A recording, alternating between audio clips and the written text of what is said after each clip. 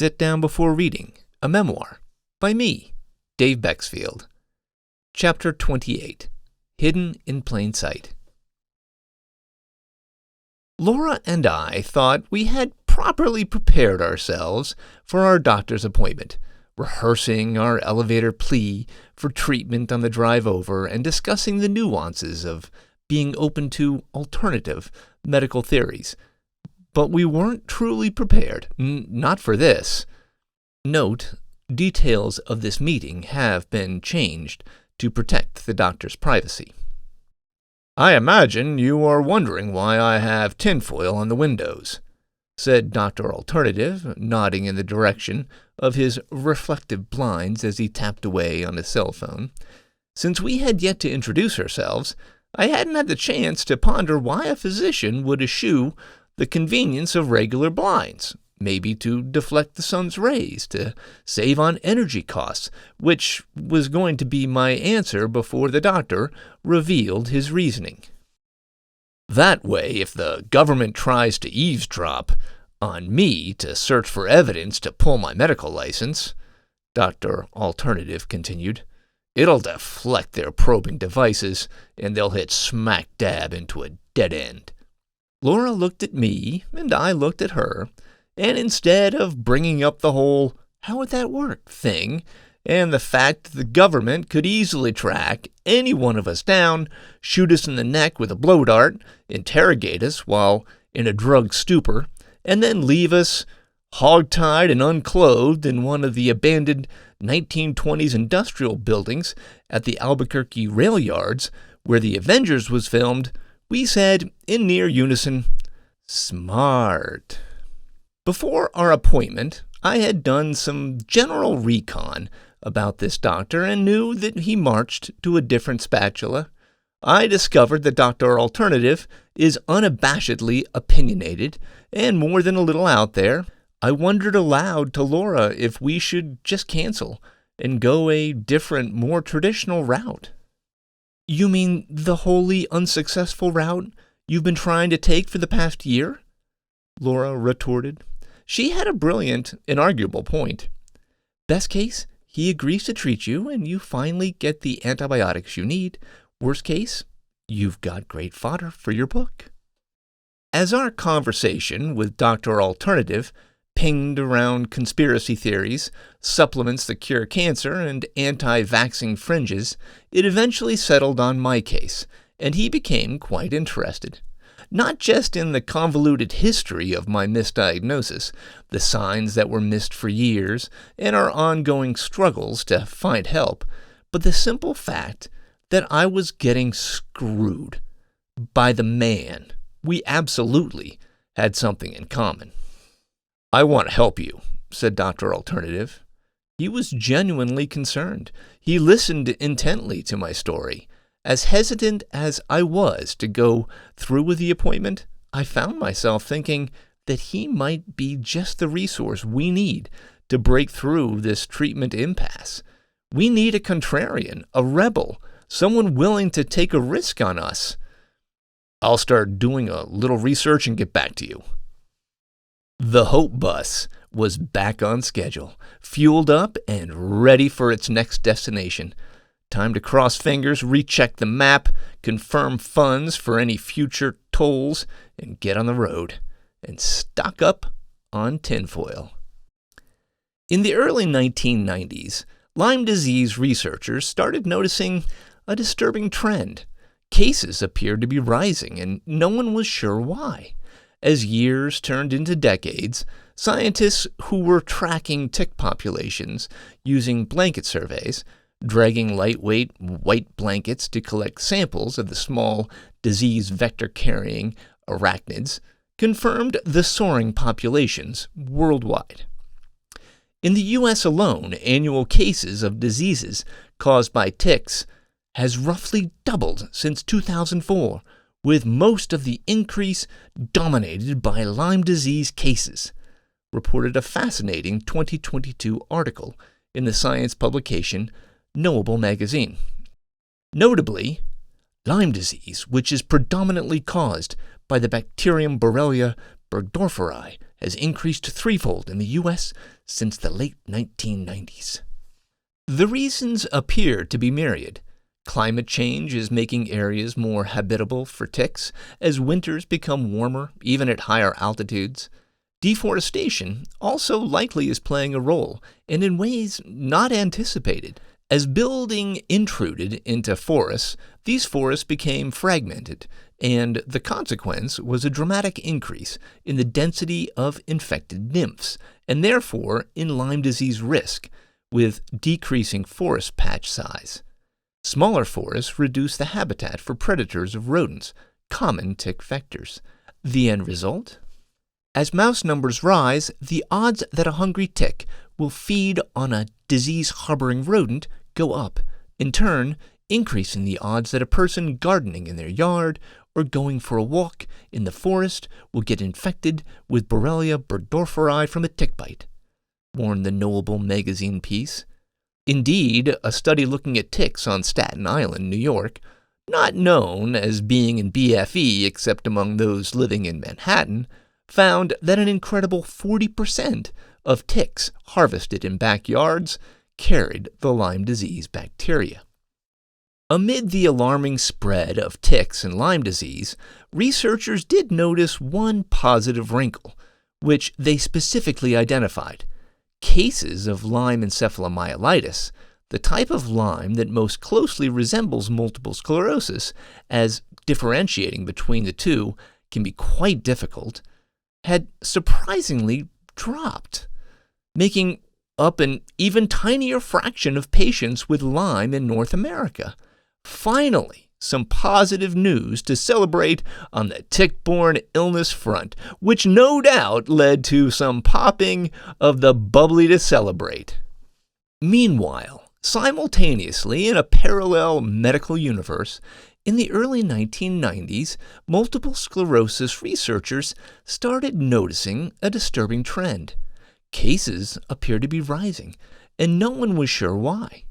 As years turned to decades, scientists tracking MS populations, epidemiologists upturning demographic evidence of the disease's spread, confirmed the soaring populations worldwide.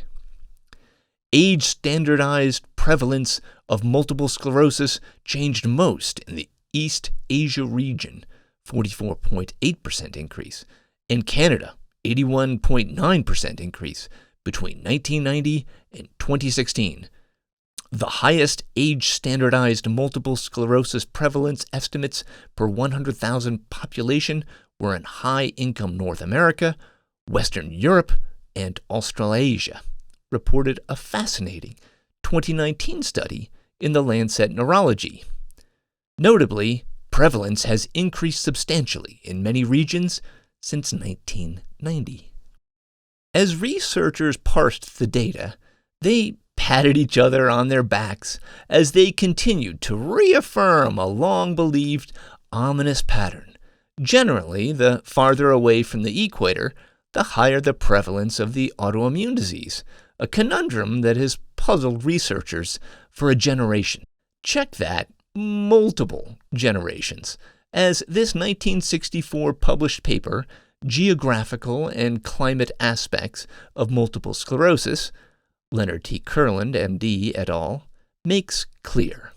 The geographic patterns showing a more frequent distribution of multiple sclerosis further away from the equator has been accepted by most investigators. It is still uncertain, however, which of the many possible factors related to latitude may be relevant to the etiology of multiple sclerosis. Various meteorological and climatological influences, such as colder winter temperatures or diminished sunshine, appear to correlate with multiple sclerosis distribution. Whether these act directly on the patient or indirectly through plants, animals, or vectors in the environment is a purely speculative matter at this time. Study after study after study has looked at the latitude and MS connection ever since. Millions upon millions of dollars poured into the topic. Yet frustratingly, the clarity that researchers have longed for has remained elusive. They eventually cooled on the colder part and few wanted to speculate on the speculative stuff, vectors like ticks, ew. But they kept picking away at Earth's horizontal gradients to get validation on the influence of sunshine and vitamin D. It simply had to be there if they looked hard enough, right? And yet, a 2014 study examining MS prevalence in Norway, among the highest in the world, found the northern and southern regions were not significantly different, and stated that we found no evidence of a latitude gradient. Researchers for an exhaustive 2016 French study were similarly flummoxed, finding a pattern among farmers that then mysteriously dissipated among more wealthy and mobile residents.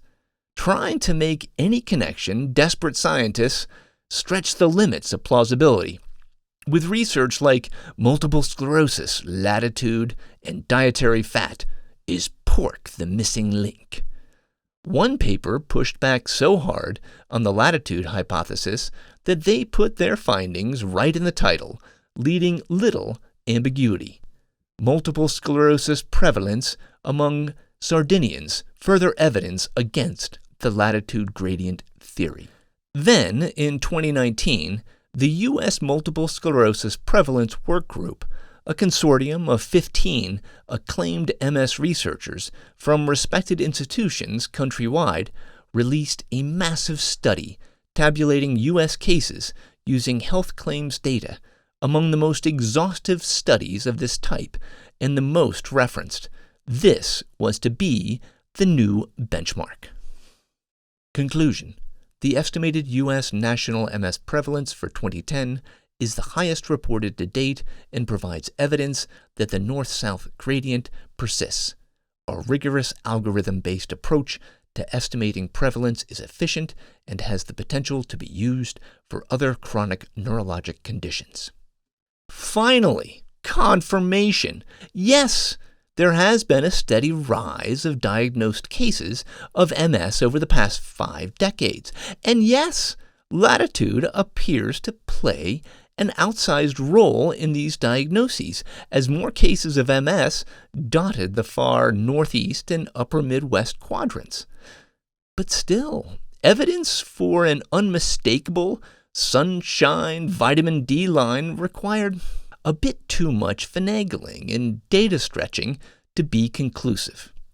As much as these MS researchers would have liked to start chilling the champagne and busting out ski goggles and protective plastic sheeting in preparation for a celebration, don't forget to cover the microscopes.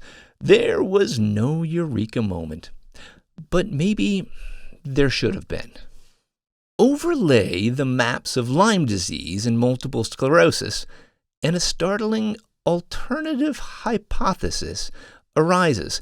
Could undiagnosed cases of Lyme disease, mistaken for multiple sclerosis, be responsible for the uptick, pun intended, in MS cases, particularly in 2 of the 4 regions studied? Lyme is found in those areas, after all. Nah, say researchers like Dr. Brandon Bieber, who practices neurology in Southern California and runs a popular YouTube channel. He points out in one of his videos that Lyme disease is overwhelmingly in the Northeast and in the Rust Belt. But MS? Sure. There is a slight predominance of cases in the Northeast and Midwest, and we believe this has something to do with latitude, with less sun exposure linked to a greater risk of multiple sclerosis.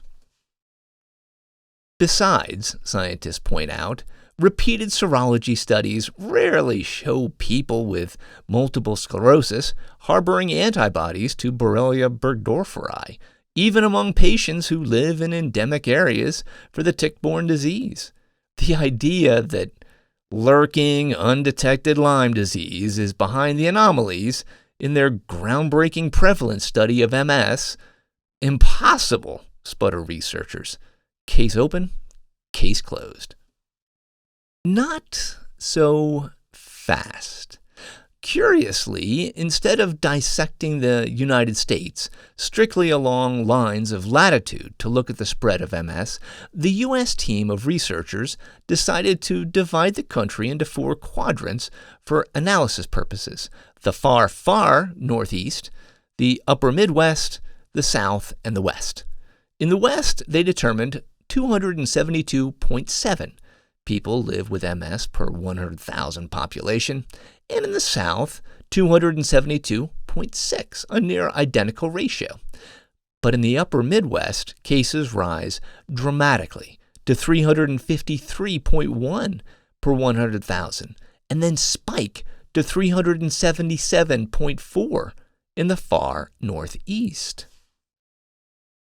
There is indeed an MS bias to the north, but it is in no way universal and countrywide using a latitude line, and the bias is more than slight. The far northeast corner, Pennsylvania and New Jersey, being the western and southernmost outliers, harbored nearly 30% more diagnosed cases of multiple sclerosis than either the West or South regions, while the Midwest region approached a 25% higher prevalence. Both regions are noted U.S. hotspots for Lyme disease, where the vast majority of cases originate. Let's return to Italy, heavily burdened by MS, and their latest epidemiological MS findings. In a 2021 study that scrutinized 58 papers on prevalence of the disease, researchers concluded that the, quote, latitude risk gradient does not fit to the Italian map of MS. Not only that, but that, quote, the genetic heterogeneity of the Italian ethnicities that likely forms the basis of MS predisposition does not account for the dramatic increase of MS incidence and prevalence observed in Italy over the last half-century that, rather, seems better explained by the effect of environmental factors. Environmental factors? You don't say. With a significant percentage of people worldwide now testing positive for antibodies to Borrelia burgdorferi, as high as 20%, say studies, it defies logic that people living with MS have rates far lower, in some cases close to 0%. Instead of drilling into this head-scratcher of a finding, researchers latched harder onto long-believed theories. The discrepancy must be due to the housebound gimpiness of MSers as, quote, the frequency of recalled tick bites and the frequency of potential tick exposure, frequenting grassland, edges of the woods, etc., was significantly higher in control patients compared with multiple sclerosis patients. Never mind that these antibodies should theoretically still show up years after a tick bite. That would then mean that even pre-diagnosis, these MSers must have rarely ventured into the sunlight and the outdoors, slithering out of basements at nightfall to listen to Coast AM on the upstairs sleeper sofa. Somewhere, a researcher at this very moment is having his or her aha moment using this nugget as proof to back up the MS lack of sunlight vitamin D hypothesis. A sigh. Something isn't adding up. Just mistaking cases of Lyme disease for MS is the reason for the latitude gradient in the United States and around the world? It couldn't be that simple. Could it? In 2001, I voluntarily traveled to Detroit, Michigan. In January. No one from New Mexico volunteers to go to Detroit in January. But that's what you do when you are the editor-in-chief of a Nissan car magazine and a new concept version of the car company's iconic and legendary Z-Car is getting released. You brave the cold, the ice, the snow, and the gray to get the story. Sure, I got the story, but I also got something wholly unanticipated, invaluable life advice. You can never predict when such advice happens, and you certainly wouldn't expect to get it in Detroit at the North American International Auto Show from an up-and-coming car designer just a few years older than yourself. I was interviewing Alfonso Albaiza, who in his mid-30s had created the concept that would resurrect the Z nameplate as the 350Z. Today, he is a senior vice president at Nissan Motor Corporation and the design chief for all Nissan and Infiniti products. But on that cold, snowy, gray Detroit day, he was just another excited car guy talking to another equally excited guy who happened, at the time, to know diddly about cars. After the curtain was lifted for the big reveal and the crowds gradually faded, virtually no one stuck around to talk to the young designer. But I did. I honestly remember little from our conversation. I tried not to say much to betray my automotive ignorance and instead listened and observed. I recall his wristwatch alone was cooler than anything I had ever owned. Same with his suit. Somehow our discussion had turned to sources of inspiration and music. I was taken aback when he told me that he didn't own CDs, that he rarely listened to the radio.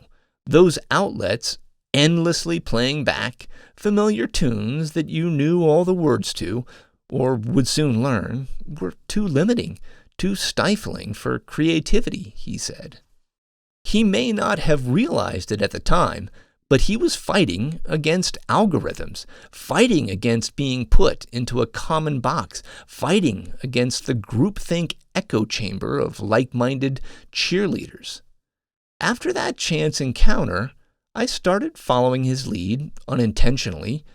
I began branching out into different musical genres, expanded who and what I read, and listened to opposing views with curiosity instead of disdain. This simultaneously made me both more and less informed, which was never more evident as I entered my new fight with Lyme disease. Apart from researching a specific topic, I purposefully have avoided most social media outlets dedicated to the disease. I don't know anything about alternative treatments, special diets, or the latest conspiracy theories of collusion. I also don't hear the cacophonous drumbeat of anger from patients or exasperated frustrations from physicians. None of it. I don't want those biases unintentionally clouding my findings, pushing me to conclusions that just aren't there, even though the crowd insists they are. Since the 1940s, researchers have doubled and tripled down on the MS latitude gradient hypothesis, gradually becoming blind to other potential causes. If only they had cross-referenced their findings with a map showing the prevalence of Lyme disease and really compared the two. They then would have seen what any observant elementary school pupil could have pointed out if they bothered to glance up from their TikTok videos, that the similarities are breathtaking, unmistakable. There is indeed a gradient, only one that always slopes ominously into tick country. With that single realization, all those puzzling anomalies that MS researchers have tried to explain for years suddenly become clear and explainable.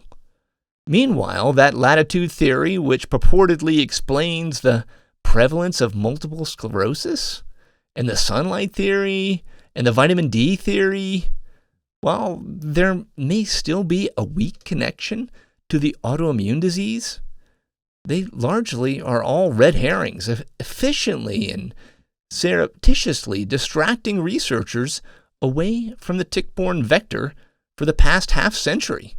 The most recent distraction, another failure, was an exhaustive 8-year clinical trial on vitamin D supplements, the first of its kind in the world, which reported in late 2022 that the vitamin did not prevent the development of MS. Researchers had been so focused on the minutiae that they overlooked the big picture. Researchers had been so trusting of the accuracy of laboratory tests for Lyme disease that they ignored all evidence to the contrary. Researchers had been so adamant that MS wasn't Lyme disease, one is countrywide, the other regionally isolated, that they never seriously considered that their mere coexistence with Lyme regularly being misdiagnosed as MS could explain the latitude gradient. Nikki Bloom's Feel, featuring Carl Denson, started playing through my Qobuz app. Qobuz is a rare high-res streaming music service that eschews algorithms, mindfully guiding listeners to discover music at their own pace, pigeonhole-free. I turned it up. No, louder. As the song that could be an anthem to anyone suffering with a chronic illness, "I Don't Want to Feel This Way No More," belts Miss Bloom, thumped through the speakers. Last I checked, her tune on YouTube had 716 views in 9 months. I made it 717. No, multiple sclerosis isn't Lyme disease. The prevailing evidence just doesn't support that conclusion. By all accounts, they are two separate, distinct diseases with wholly different treatments. But in appearance, they are identical twins that a mother would have trouble telling apart, much less a neurologist. And for decades, they have been playing seamlessly together, with countless Lyme disease patients mistakenly diagnosed with multiple sclerosis stealthily infecting virtually every MS neurological practice worldwide, every MS clinical trial, every MS epidemiological study. The damning evidence bleeds through the nooks and crannies of even the most mundane MS research. It's always been right there, hidden in plain sight.